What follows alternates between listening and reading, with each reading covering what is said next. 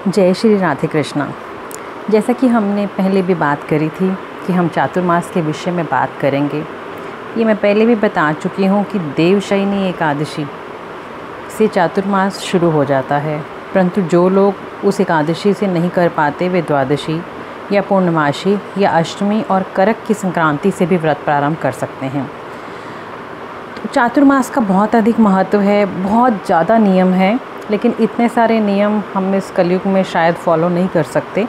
इसलिए मैं बहुत शॉर्ट में जो हम इजीली कर सकते हैं कुछ थोड़ा बहुत उसके बारे में ही बताऊंगी। उसमें से जितना आपको ठीक लगे आप उसको कर सकते हैं। तो मैंने ये बता दिया कि चातुर्मास का व्रत जो है वो कब से प्रारंभ करते हैं, लेकिन जो कार्तिक शुक्ला द्वादशी है तभी इसको समाप्त किया जाता है।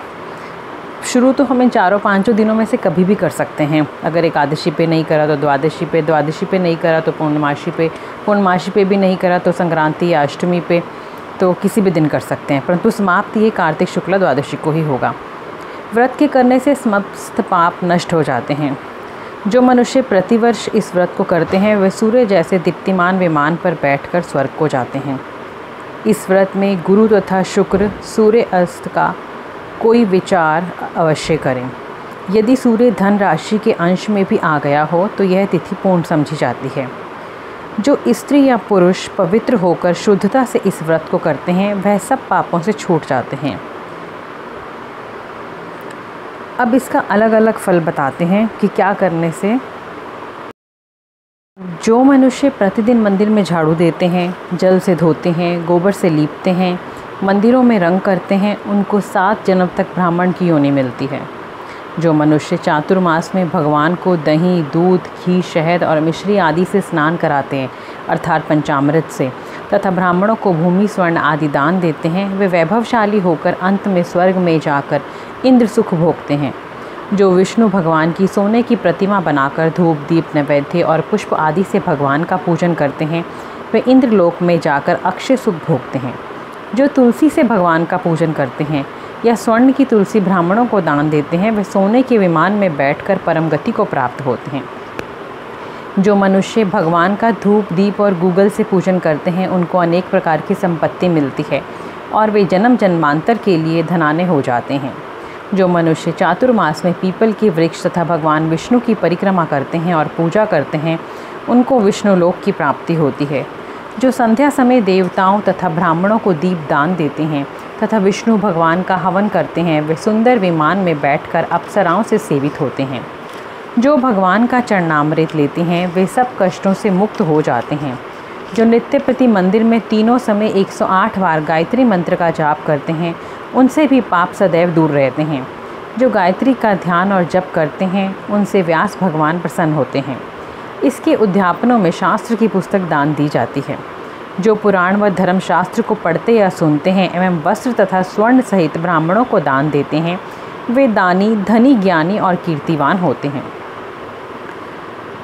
जो मनुष्य विष्णु भगवान का स्मरण करते हैं या उनकी सोने की मूर्ति दान करते हैं, साथ ही यह प्रार्थना करते हैं, हे शिव, आपने त्रिपुर नामक दैत्य को मारा है, मेरे दोषों को भस्म करो और मुझको सद्गुण दो, वह पापों से रहित होकर धनवान, गुणवान हो जाते हैं। जो नित्य क्रम के पश्चात सूर्य को अर्घ्य देते हैं तथा व्रत की समाप्ति पर स्वर्ण लाल वस्त्र को दान करते हैं, यह आरोग्यता, पूर्ण आयु तथा कीर्ति, धन और बल पाते हैं। चातुर्मास में जो मनुष्य गायत्री मंत्र द्वारा तिल से होम करते हैं और समाप्ति पर दान करते हैं उनके समस्त पाप नाश हो जाते हैं। जो मनुष्य अन्न से हवन करते हैं और समाप्त होने पर घी का टूट भर कर वस्त्र सहित दान करते हैं वे ऐश्वर्यशाली हो जाते हैं। जो पीपल का पूजन करते हैं तथा अंत में स्वर्ण सहित वस्त्रों का दान करते हैं वे सब पापों से छूटकर भगवान के भक्त हो जाते हैं। जो मनुष्य चातुर्मास व्रत में भगवान के शयन के उपरांत उनके मस्तक पर नित्य प्रति दुर्वा चढ़ाते हैं और अंत में स्वर्ण की दुर्वा दान करते हैं वे भी बैकुंठ को प्राप्त होते हैं। और जो दान करते हुए इस प्रकार स्तुति करते हैं कि हे दुर्वे, तुम जिस भांति इस पृथ्वी पर शाखाओं सहित फैली हुई हो उसी प्रकार मुझे भी अजर अमन संतान दो। इस प्रकार स्तुति करके सोने की दुर्वा ब्राह्मण को दान करने से और अंत में उसको स्वर्गलोक की प्राप्ति होती है। जो भगवान विष्णु और शिव के मंदिर में जाकर जागरण और शिव गान करते हैं वे भी स्वर्ग को प्राप्त होते हैं। जो चातुर्मास व्रत में उत्तम ध्वनि वाला घंटा दान करते हैं उनको यह प्रार्थना करनी चाहिए, हे भगवान, हे जगतपते, आप पापों के नाश करने वाले हैं। आप मेरे करने योग्य कर्मों को तथा ना करने योग्य पापों के करने से जो पाप उत्पन्न हुए थे उनको नष्ट करिए।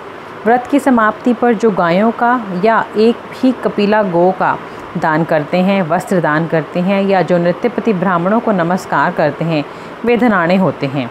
उनका जीवन सफल हो जाता है, साथ ही समस्त पापों से छूट जाते हैं। चातुर्मास में जो ब्राह्मणों को भोजन कराते हैं उनकी आयु तथा लक्ष्मी की वृद्धि होती है। जो शहद युक्त तांबे के पात्र में गुड़ भरकर शयन होने पर तिल, सोना और जूते का दान करते हैं, वे शिवलोक को प्राप्त होते हैं। जो मनुष्य चातुर्मास में ब्राह्मणों की पूजा करते हैं, अन्न वस्त्र का दान देते हैं तथा समाप्ति पर शय्या दान देते हैं, वह अक्षय सुख को प्राप्त होकर लक्ष्मीवान होते हैं। जो वर्षा ऋतु में गोपी चंदन दान करते हैं, वे भोग और मोक्ष को प्राप्त होते हैं। जो सूर्य तथा गणेश जी का पूजन करते हैं, वे उत्तम गति को प्राप्त होते हैं। जो चातुर्मास में भगवान का हवन करते हैं और शक्कर का दान करते हैं, साथ ही उद्यापन करते हैं, उनके सब पाप नष्ट हो जाते हैं और उनको कीर्तिमान पुत्र की प्राप्ति होती है। चातुर्मास व्रत करने वाला मनुष्य गंधर्व विद्या में निपुण और स्त्रियों का प्रिय होता है। जो मनुष्य चातुर्मास व्रत में फल, मूक, शाक आदि का दान देते हैं, वे सुखी और राजयोगी होते हैं। जो मनुष्य इस व्रत में प्रतिदिन सौंठ, मिर्च, पीपल, वस्त्र और दक्षिणा के सहित दान देते हैं, अंत में सोने की सौंठ, मिर्च आदि दान देते हैं, वे 100 वर्ष तक जीवित रहकर स्वर्ग में जाते हैं। तंबाकू के दान से देवता प्रसन्न होकर अनंत धन देते हैं। जो मनुष्य इस व्रत में लक्ष्मी जी और पार्वती जी को प्रसन्न करने के लिए हल्दी का दान करते हैं और अंत में चांदी के पात्र में हल्दी रखकर देते हैं, वे स्त्रियां अपने पति के साथ और पति अपनी पत्नियों के साथ सुख भोगते हैं तथा सौभाग्य, अक्षय धन व सुपात्र संतान मिलती है। साथ ही वे देवताओं से पूजित होते हैं। जो शिव और पार्वती जी की प्रसन्नतार्थ ब्राह्मण, स्त्री तथा पुरुष का पूजन कर दक्षिणा, वस्त्र और स्वर्ण दान करते हैं तथा उद्यापन में शिव की स्वर्ण प्रतिमा बनाकर दान देते हैं, बैल का दान करते हैं तथा मीठा भोजन दान करते हैं, भूखों को खिलाते हैं, उन्हें संपत्ति और कीर्ति मिलती है। वे इस लोक में सुख भोग कर अंत में मोक्ष को प्राप्त होते हैं। जो मनुष्य फल का दान करते हैं और अंत में स्वर्ण देते हैं, उनके सब मनोरथ सिद्ध हो जाते हैं और सुपात्र संतान प्राप्त होती है। जो मनुष्य इस व्रत में पुष्प का दान करते हैं, उन्हें इस लोक में सुख और परलोक में गंधर्व पद मिलता है। जो भगवान की प्रसन्नता के लिए प्रतिदिन ब्राह्मणों को दही और अंत में भूमि या स्वर्ण का दान करते हैं, वह इस लोक में धन धान्य प्राप्त कर अंत में विष्णु लोक को जाते हैं। जो वस्त्र और आभूषणों सहित गौ और बछड़े का दान करते हैं, वे ज्ञान प्राप्त करके ब्रह्मलोक को जाते हैं और पितरों के साथ अनेक सुखों को भोगते हैं। जो मनुष्य केले के पत्र या पलाश के पत्रों में भोजन करते हैं, कांसे के पात्र और वस्त्र दान करते हैं तथा तेल नहीं खाते, उनके समस्त पाप नाश हो जाते हैं। जो वस्त्रों व बैलों के सहित हल का दान करते हैं तथा शाक, मूल और फलों का आहार करते हैं, वे विष्णु लोक को जाते हैं। जो मनुष्य पयोव्रत करते हैं और अंत में दूध वाली गौदान देते हैं, विष्णु लोक को जाते हैं। चातुर्मास व्रत के अंत में 64 पल कांसे का पात्र तथा वस्त्रों और आभूषणों के साथ गौ और बछड़ा दान करना चाहिए। जो मनुष्य भूमि को गोबर से शुद्ध करके भगवान का स्मरण करते हुए भोजन करते हैं तथा सिंचित भूमि का दान करते हैं, वे धर्मात्मा राजा होते हैं तथा उनके संतान भी अच्छी होती है। चातुर्मास व्रत में जो नित्य प्रति जागरण करते हैं तथा अंत में ब्राह्मण को भोजन कराते हैं, उन्हें शिवलोक की प्राप्ति होती है।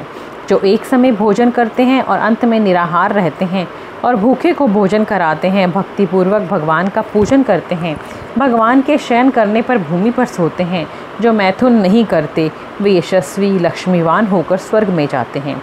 जो सपरिवार चावल या जौ का भोजन करते हैं और जो तेल नहीं लगाते, अंत में कांसे या मिट्टी के पात्र में तेल भरकर दान करते हैं, अथवा जो शाक नहीं खाते, अंत में चांदी के पात्र को वस्त्र में लपेटकर या 10 प्रकार के शाकों से भरकर वेद पाठी ब्राह्मण को देते हैं, वे सब शिवलोक में जाकर कीर्ति प्राप्त करते हैं। जो मनुष्य गेहूँ छोड़ने का नियम करते हैं और व्रत के अंत में सोने के गेहूँ बनाकर दान करते हैं तथा जो व्रत में इंद्रियों का दमन करते हैं, उसे अश्वमेघ यज्ञ का फल प्राप्त होता है। जो मनुष्य श्रावण में शाक, भादों में दही, अश्विन में दूध और कार्तिक में दाल का त्याग करते हैं, वे निरोग व स्वस्थ रहते हैं।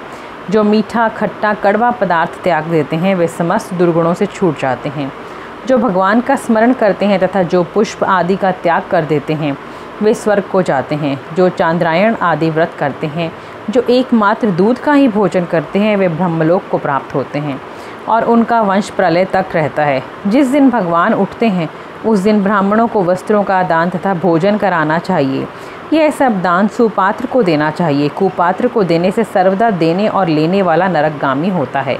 अर्थात जिसको हम दान दे रहे हैं हमें अवश्य यह जान लेना चाहिए कि वो सही जगह पे उसका उपयोग करेगा। किसी भी इधर उधर बैठे हुए व्यक्ति को जो कल को उसका गलत उपयोग करे, दान नहीं करना चाहिए। तो ये तो थे चातुर्मास के नियम कि हमें चातुर्मास व्रत को किस प्रकार से करना चाहिए, क्या क्या नियम लेने चाहिए, जो कि बहुत ही ज़्यादा डिटेल में थे। इनमें से जो आपको सरल, जो आपको अच्छा, जो आपको सुलभ लगे आप उसको अपना सकते हैं और इस नियम को फॉलो कर सकते हैं। अगर आप कुछ भी नहीं कर सकते तो भी आप एटलीस्ट अपने रोज़ के नित्य कर्म को, पाठ को थोड़ा सा बढ़ा सकते हैं। अगर आपने कोई गुरु मंत्र लिया हुआ है, आप उसकी 4-5 माला करते हैं तो आप उसको 7 या 8 कर दीजिए। आप 11 करते हैं तो उसको 15 कर दीजिए। मतलब इस टाइम पे आपका अपना पूजा पाठ थोड़ा सा बढ़ा देना चाहिए। संध्या में आरती ज़रूर करनी चाहिए। प्रयास ये करना चाहिए कि हर समय घर का काम करते हुए, उठते बैठते हुए प्रभु के नाम का सिमरन करते रहें, ताकि हमें इन चातुर्मास के व्रतों का जो भी दिन है, जो भी फल प्राप्त होना है वो अधिक से अधिक प्राप्त हो।